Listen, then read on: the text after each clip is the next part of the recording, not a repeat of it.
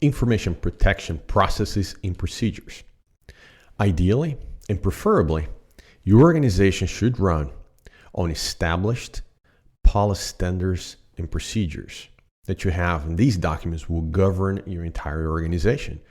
All the staff, vendors, and volunteers in any individual or company that represent your brand. So the first step of establishing this program, you should develop and maintain a baseline configuration for all your IT systems, and if applicable to you, also your OT systems, your operation technology systems as well. But I'll focus on IT system for today. Although the same principles will apply to OT regardless.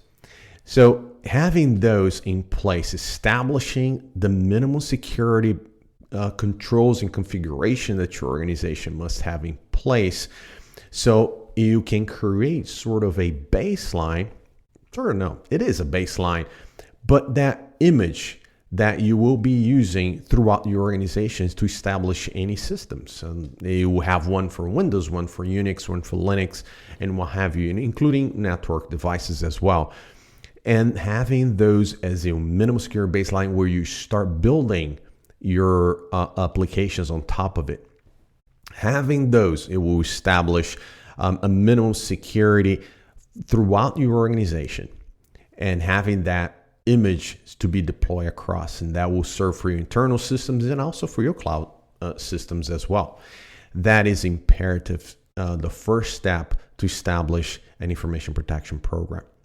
Now, with that comes changes over time. So what you need to do to have something in place to control those changes, that is your configuration management.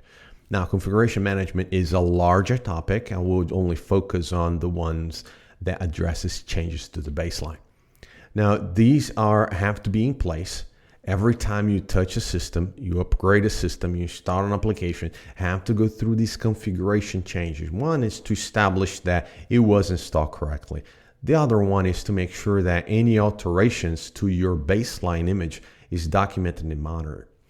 So this way, there's no deviation over time, and you are sure that the controls you put in place are still in place and are currently effectively protecting your organization, and try to avoid assumptions that, well, they might be in place.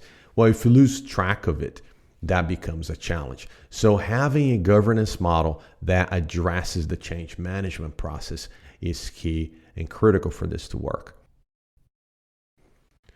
Now, there are 3 roles in the change management process that you should have in place. One is your configuration manager. That individual will make sure that the change occur, and they have a place to test out a backup solution, make sure that the system the change is successful, the application becomes available, the system becomes available, and so forth. The second role is your baseline manager. That individual will be focused on to make sure that your baseline does not change with the implementation of your change. If it does, need to be documented, that deviation. So that individual will be focused on only the baseline impact of your change. And the third and final individual should have in place is the verification manager. And that is basically once everything is done, that third individual comes in, make sure the system was booted correctly, make sure the operating system is back and communicating, make sure the applications are available for the customer, and so forth, to basically validating those changes. And in addition to, if you're implementing a security setting or a patch, or make sure that it was successfully implemented, at that point you even can pull evidence showing that here's the before, here's the after change, and that will be sufficient for your change management program, and also serve as a potential audit evidence as well. Those 3 individuals are key.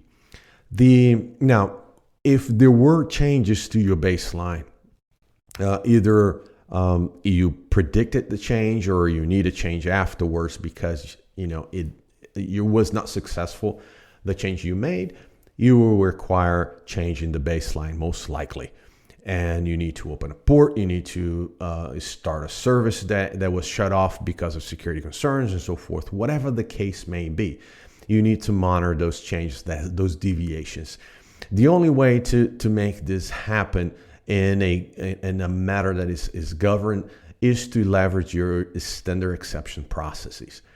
And you put a standard exception in place, go through the normal approval process, risk rating, get the signature and sign off of the appropriate individual management level, depending on the risk rating of your of the change, of course, and make sure that is documented, and then turn it on that service or that port or what have you, and then implement your change again and see if it works at this time. This way, using and leveraging your standard exception process is a way to, one, monitor the risk, have a sign off in case of an event that your organization is aware, is signing off on the risk to do business as usual.